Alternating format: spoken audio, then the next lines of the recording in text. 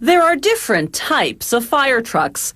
Pumpers hook up to fire hydrants, boost the pressure, then shoot the water out through hoses.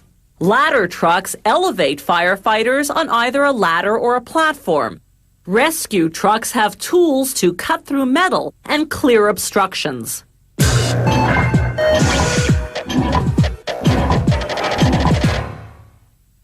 Early firefighters couldn't do much more than pass buckets of water from man to man. The 1720s saw the arrival of wagons carrying water tanks and hand pumps. Those newfangled pumps could spew out an impressive 60 gallons of water per minute, about what you get from 2 garden hoses. The first horse-drawn fire trucks with steam-powered pumps went into service in 1852. Gas-powered trucks replaced them in the early 1900s.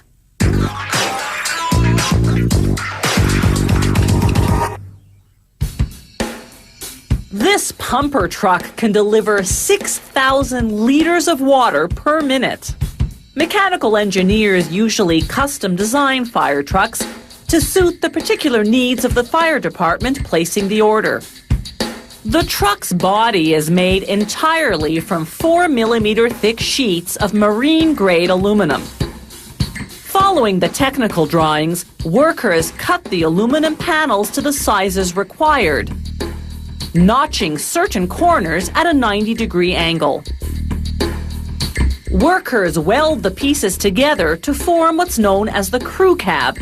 The crew cab not only carries the firefighters, it also houses the control panel for the water system.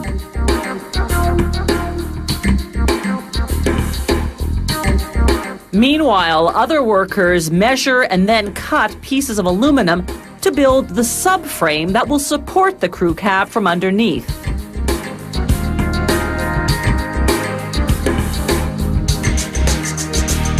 They weld the parts together.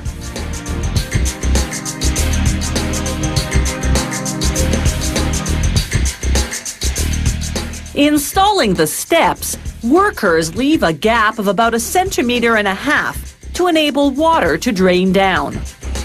They line the storage compartments with aluminum sheets, using a sander to make textured circles on the smooth surface.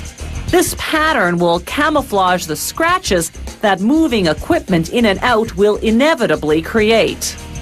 They use a machine called a press brake to bend the sheets to the required shape. Then, using what's known as a punch press, they cut holes for the built-in lights, the door handles, and the various control knobs.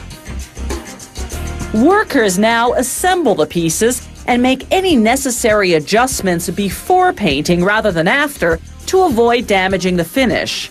After this fine-tuning, they'll disassemble everything and send the parts to the paint department.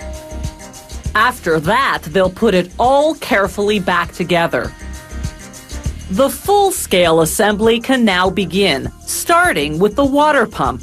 It arrives here ready-made from the supplier. Next comes the crew cab. This one isn't for the pumper, but rather for a yellow rescue vehicle. The pipes that lead to and from the water pump go into a threading machine. The pipes are part galvanized steel, part stainless steel.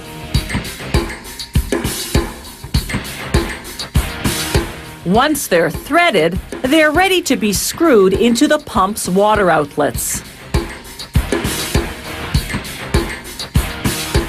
The drive shaft, that long piece coming from the transmission, doesn't just perform its usual job of turning the rear axle when the truck is in motion, it also powers the water pump when the truck is parked fighting a fire. This control box runs the fire truck's electrical system, including the flashing emergency lights. Each wire is color-coded, number-coded, and function-coded. Workers run the wires from the box to the control panel in the crew cab.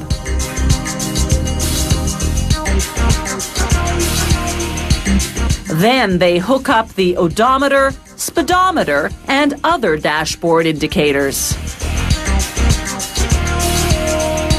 They install water pressure gauges, adapters for connecting the hoses to the water system, and pressure release valves for adjusting water pressure.